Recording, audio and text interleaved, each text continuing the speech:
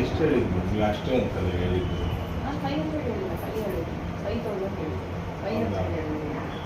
ಇಲ್ಲಿ ಇಟ್ಕೊಳ್ಳಿ. ಅರೇಂಜ್ ಮಾಡ್ಕೊಂಡು ಬರ್ತೀನಿ, ಸ್ವಲ್ಪ ಕಡಿಮೆ ಮಾಡ್ಕೊಳ್ಳಿ. ಇಲ್ಲಿ ಇಟ್ಕೊಳ್ಳಿ. ಯಾಕಂದರೆ ಎಲ್ಲ ಇದು ಮಾಡಿಬಿಟ್ಟು ಅಲ್ಲಿ ಹೇಳಿದ್ರು PP ಬಂದ್ಬಿಟ್ಟು ಏನು ಚಾರ್ಜಸ್ ಮಾಡಲ್ಲ ಅಂತ ಹೇಳಿದ್ರು. ಇಟ್ಕೊಳ್ಳಿ. ಸ್ವಲ್ಪ ಕಡಿಮೆ ಮಾಡ್ಕೊಳ್ಳಿ, ಸ್ವಲ್ಪ ಅಡ್ಜಸ್ಟ್ ಮಾಡ್ಕೊಂಡು ಬರ್ತೀನಿ. ಮನುಷ್ಯಕ್ಕೆ ಊಟ ಸ್ವಲ್ಪ ಅರೇಂಜ್ ಮಾಡ್ಕೊಂಡು. ನಾನು ಬರೀ ಬೇಲ್ ಅಪ್ಲಿಕೇಶನ್ 164 ಆದ್ಮೇಲೆ ಚಾರ್ಜ್ ಶೀಟ್ ಏನ್ ಬರುತ್ತಲ್ಲ, ಆಮೇಲೆ ನಾನು ಕೇಸ್ ನಡೆಸೋದು. ಓಕೆ ಓಕೆ ಆಯ್ತು. ಏನ್ ಮತ್ತೇನು ಕೇಳ್ಬೇಕು ಹೇಳಿ ಬೇಗ. ಏನಿಲ್ಲ ಮೇಡಮ್, ಅಷ್ಟೇ. ಅದು ನಿನ್ನೆ ಏನೋ ಚಾರ್ಜಸ್ ಇದೆ ಅಂತ ಹೇಳಿದ್ರಲ್ವಾ? ಕೊಟ್ರಪ್ಪ, ಎಕ್ಸ್ಪೆನ್ಸಸ್ ಎಷ್ಟು ಕೊಡ್ತೀರ ನಾವು ಹೆಂಗೆ ಹೇಳೋದು? ಇವಾಗಲೇ ಎಲ್ಲ ಇದು ಯಾರ ಹತ್ರ ಕೇಳೇ ತಗೊಬರ್ಬೇಕು ಮೇಡಮ್. ಎಷ್ಟು ಅಂತ ಹೇಳಿದ್ರೆ ಅರೇಂಜ್ ಮಾಡ್ಕೊಂಡು ಬರ್ತೀನಿ. ಕೊಡ್ರಪ್ಪ, ಎಷ್ಟು ಕೊಡ್ತೀರಾ ಕೊಡ್ರಿ. ಟೈಪಿಂಗ್ ಚಾರ್ಜು, ಆಮೇಲೆ ಅದು ಸೈಟೇಷನ್ಸ್ ಎಲ್ಲ ತೆಕ್ಕೊಡ್ಬೇಕು. ಆರ್ಗ್ಯುಮೆಂಟಿಗೆ ಸೈಟೇಷನ್ ತೆಕ್ಕೊಡಿ. ಎಷ್ಟು ಕೊಡ್ತೀರಾ? ಇಲ್ಲ ಮೇಡಮ್, ನಮಗೆ ಇವಾಗ ಯಾಕಂದರೆ ನಮ್ಮ ಪರಿಸ್ಥಿತಿ ಅಷ್ಟೊಂದು ಚೆನ್ನಾಗಿಲ್ಲ. ಹೇಳಿದ್ರೆ ನಾನು ಹೋಗಿ ಅರೇಂಜ್ ಮಾಡ್ಕೊ. ಇವಾಗ ಹಂಗಿದ್ರು ಪೆಂಡ್ರೈವ್ ತರಕ್ಕೆ ಹೋಗ್ತೀನಲ್ಲ, ಹಂಗೆ ಅರೇಂಜ್ ಮಾಡಿಸ್ಕೊಂಬರ್ತೀನಿ. ಸರಿ, ಅಲ್ಲಿ ಯಾರೋ ವೇಟ್ ಮಾಡ್ತಾ ಇದ್ದಾರೆ. ಆಮೇಲೆ ಬನ್ನಿ ಪೆನ್ ಡ್ರೈವರ್ ತೆಗೆಸ್ಕೊಂಬಂದ್ರಿ. ಸರಿ ಮೇಡಮ್, ಆಯ್ತು ಮ್ಯಾಮ್. ಅವರೇ ಡ್ರಾವರೆಲ್ಲ ಹಾಕಿರಬಹುದು. ಹಂಗೆ ಬೇಡ ಮೇಡಮ್, ಹಾಕಿರಬಹುದು ಅಂತಂದರೆ ಡ್ರಾವರೆಲ್ಲ ಆಯಿತು. ಓಪನ್ ಮಾಡಪ್ಪ, ಇದು ತೆಗಿಯಪ್ಪ. ಹೌದು, ಇಲ್ಲಿ ಇದೆ ದುಡ್ಡು, ಇಲ್ಲಿದೆ ನೋಡಪ್ಪ. 50 ಬರಪ್ಪ, ದುಡ್ಡು ಇಲ್ಲಿದೆ ನೋಡಪ್ಪ. ಸರ್ 11th ನಮಗೆ ಕಾಲ್ ಬರುತ್ತೆ 5:15.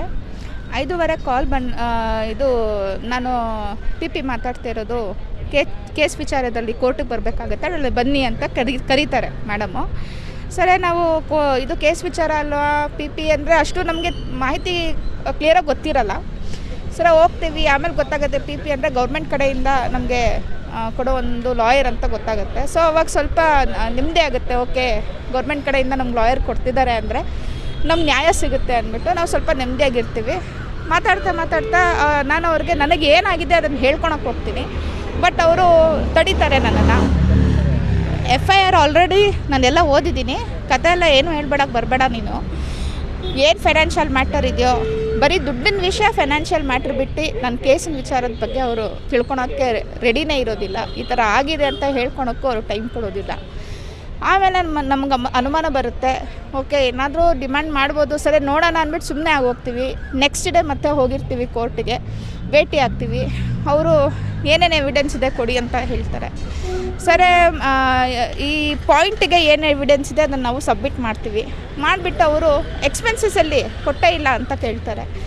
ಸೊ ಗೊತ್ತಿಲ್ಲ ಮೇಡಮ್ ಎಕ್ಸ್ಪೆನ್ಸಸ್ ಅಂದರೆ ಏನು ಹೇಳಿ ಅಂತ ಹೇಳಿದಾಗ, ನೋಡಿ ಆರ್ಗ್ಯುಮೆಂಟ್ಗೆ, ಟೈಪಿಂಗಿಗೆ, ಇದಕ್ಕೆಲ್ಲ ಎಕ್ಸ್ಪೆನ್ಸಸ್ ತುಂಬ ಜಾಸ್ತಿ ಆಗುತ್ತೆ, ಪೇಪರ್ ವರ್ಕ್ ಇರುತ್ತೆ.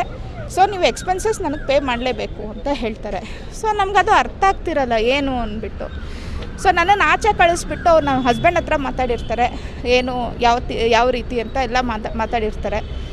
ಆಮೇಲೆ ಮತ್ತೆ ನಾವು 4ನೇ ದಿನ ಹೊರಡುವಾಗ ಕೋರ್ಟಿಗೆ ಅವರು ಹೇಳ್ತಾರೆ, ಎಕ್ಸ್ಪೆನ್ಸಸ್ ತಂದ್ರಾ ಅಂತ ಕೇಳ್ತಾರೆ. ನಾವು ಮೇಡಮ್ ಎಷ್ಟು ಅಂತ ಗೊತ್ತಾಗ್ತಿಲ್ಲ ಅಂದರೆ ಅವ್ರ ಕೈ ಸನ್ನೆ ಮೂಲಕ ನಮಗೆ ಹೇಳ್ತಾರೆ ಇಷ್ಟು ಬೇಕು ಅಂತ. ಸೊ ಅವಾಗ ಹೇಳ್ತೀನಿ, ನಮ್ಮ ಹತ್ರ ಇವಾಗ ಇಷ್ಟಿಲ್ಲ, 2-3 ವಾರ ಆಯಿತು ಕೆಲ್ಸಕ್ಕೆ ಹೋಗಿಲ್ಲ, ನಾವು ಸ್ಯಾಲ್ರಿನ ಕೈಗೆ ಬಂದಿಲ್ಲ, ನಮ್ಮ ಹತ್ರ ದುಡ್ಡಿಲ್ಲ ಮೇಡಮ್, ಮುಂದಕ್ಕೆ ನೋಡೋಣ ಅಂತ ಹೇಳಿದಾಗ, ನೋಡಿ ಆರ್ಗ್ಯುಮೆಂಟ್ ಮಾಡೋಕ್ಕೆಲ್ಲ ಕಷ್ಟ ಆಗುತ್ತೆ ನಮಗೆ. ಈ ಥರ ಹೇಳಿದ್ರೆ ಬೇಗ ಅರೇಂಜ್ ಮಾಡಿಬಿಟ್ಟು ಬೇಗ ತರಬೇಕು, ಕೋರ್ಟೆಲ್ಲ ಇವಾಗ ರಜಾ ಇರುತ್ತೆ ಅಂತ ಹೇಳಿರ್ತಾರೆ. ಸೊ ನಾವು ಹೆಂಗೋ ಮಾಡಿ ಯಾರಿಗೆ ಹೇಳಬೇಕು ಗೊತ್ತಾಗ್ದಿರ ನಾವು ಸುಭಾಷ್ ಸರ್ನ ಹೇಳಿರ್ತೀವಿ. ಸರ್ ಈ ಥರ ಅಂದ್ಬಿಟ್ಟು ಅವರು ಆಯಿತು, ಇವಾಗ ನಿಮ್ಮ ಹತ್ರ ಇಲ್ವಾ? ಇಲ್ಲ. ಸರಿ ಬನ್ನಿ ಅಂದ್ಬಿಟ್ಟು ಲೋಕಾಯುಕ್ತಕ್ಕೆ ಹೋಗ್ಬಿಟ್ಟು ಮಾತಾಡಿ ನಮ್ಮ ವಿಚಾರನ ತಿಳಿಸಿ ನಮ್ಮ ನೋವನ್ನು ಹೇಳ್ಕೊಂಡಾಗ ಇವಾಗ ಇನ್ವೆಸ್ಟಿಗೇಷನ್ ಆಗ್ತಿದೆ. ಮತ್ತು ಅವರು 5,000 ರೂಪಾಯಿ ಎಕ್ಸ್ಪೆನ್ಸಸ್ ಬೇಕು ಅಂತ ಡಿಮ್ಯಾಂಡ್ ಮಾಡಿರ್ತಾರೆ. ಸರಿ ಅಂದ್ಬಿಟ್ಟು ಇವತ್ತು ಅವ್ರಿಗೆ 5,000 ರೂಪಾಯಿ ಕೊಟ್ಬಿಟ್ಟು ಅವ್ರು ಲಾಕ್ ಆಗಿದ್ದಾರೆ. ಇವಾಗ ಮತ್ತೆ ಲೋಕಾಯುಕ್ತ ಅವರು ವಿಚಾರಣೆ ನಡೆಸ್ತಾ ಇದ್ದಾರೆ. ನಮಗೆ ಆಗಿರೋ ಅನ್ಯಾಯ ಇನ್ಯಾರಿಗೂ ಆಗಬಾರ್ದು. ಯಾಕಂದರೆ ಇವಾಗ ನಮ್ಮ ಹತ್ರ ದುಡ್ಡಿಲ್ದಿರ ಹೋಗಿದ್ದೀವಿ ಅವ್ರ ಹತ್ರ. ಗೌರ್ಮೆಂಟಿಂದ PP ಅಂತ ಹೇಳಿದ ತಕ್ಷಣವೇ ಒಂದು ನಂಬಿಕೆ ಇಟ್ಕೊಂಡು ಹೋಗಿರ್ತೀವಿ, 1 ರೂಪಾಯಿ ಇಲ್ದಿರ ಹೋಗಿರೋದು. ಸೊ ನಮಗೆ ನ್ಯಾಯ ಕೊಡಿಸ್ಬೇಕು ಅಂತ ಕೇಳ್ಕೊತಾ ಇದ್ದೀವಿ. ದಿನಾಂಕ 26/4/26 ದಿನಾಂಕದಂದು ಒಂದು ಚೆನ್ನಮ್ಮನ ಅಚ್ಚುಕಟ್ಟು ಕೆರೆಯಲ್ಲಿ ಒಂದು FIR ದಾಖಲಾಗಿರುತ್ತೆ. ಒಂದು ಸ್ವಾಮೀಜಿ ಅತ್ಯಾಚಾರ ಕೇಸು. ಆ ಕೇಸ್ನಡಿಯಲ್ಲಿ ಸುಮಾರು ದಿನಗಳ ನಂತರ ಕೋರ್ಟಿಗೆ ಬರುತ್ತದು. ಒಬ್ಬರು PP ಅವ್ರು ಫೋನ್ ಮಾಡಿಬಿಟ್ಟು ಇವ್ರ ಕೇಸನ್ನು ಅಟೆಂಡ್ ಮಾಡ್ತಾರೆ. ಆ ಕೇಸು ಅವನು ಬೇಲ್ ಹಾಕೊಂಡಿರ್ತಾನೆ. ಬೇಲ್ ಅಬ್ಜೆಕ್ಷನ್ಗೆ ನಮ್ಮ ಹತ್ರ ಏನು ದಾಖಲೆಗಳು ಬೇಕು ಮತ್ತು ನಮ್ಮ ಹತ್ರ ಏನು ಹೇಳಿಕೆ ಬೇಕು ಅಂತ ತಗೊಳ್ತಾರೆ.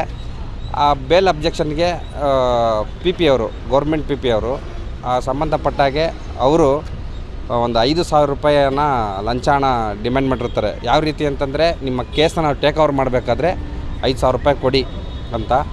ಸೊ ಅವರು ಮೊದಲನೇ ಟೈಮಲ್ಲಿ ಕೇಳಿದಾಗ ಸಿಗ್ನಲ್ ತೋರಿಸಿರ್ತಾರೆ, ಈ ಥರ 5 ಬೆರಳು ತೋರಿಸಿದಾಗ ನಮಗೆ ಅನುಮಾನ ಬಂದು ನಾನು ರೆಕಾರ್ಡ್ ಮಾಡೋಕ್ಕೆ ಹೇಳಿರ್ತೀನಿ.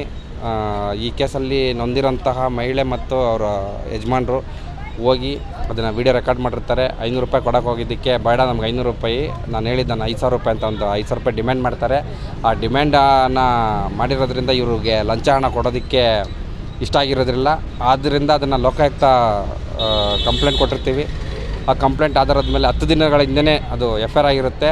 ಆ FIR ಆಗಿದ್ದು ಟ್ರಾಪ್ ಟೀಮ್ ಬಂದಾಗ ಯಾರಿದ್ದಾರೆ PP ಅವರು ಇರಲ್ಲ, ರಜಾ ದಿನಗಳಲ್ಲಿ ಕೋರ್ಟ್ ಇರೋದ್ರಿಂದ ರಜಾ ಹಾಕ್ಬಿಟ್ಟು ಹೋಗ್ಬಿಟ್ಟಿರ್ತಾರೆ.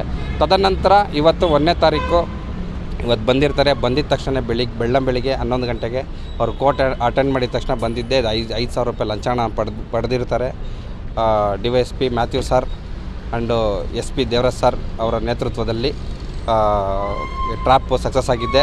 ಈಗ ಲೋಕಾಯುಕ್ತ ಅಧಿಕಾರಿಗಳು ತನಿಖೆ ನಡೆಸ್ತಾ ಇದ್ದಾರೆ.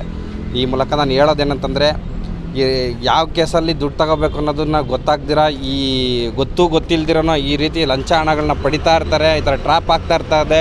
ಇದು ಮರುಕಳಿಸ್ತಾನೆ ಇದೆ. ದಯವಿಟ್ಟು ಎಚ್ಚರಿಕೆ ಇರಲಿ. ಲೋಕಾಯುಕ್ತ ಕಣ್ಣಿದೆ. ಭ್ರಷ್ಟ ಅಧಿಕಾರಿಗಳಿಗೆ ನಿಮ್ಗೆ ಎಚ್ಚರನ ಕೊಡ್ತಾಯಿದ್ದೀವಿ.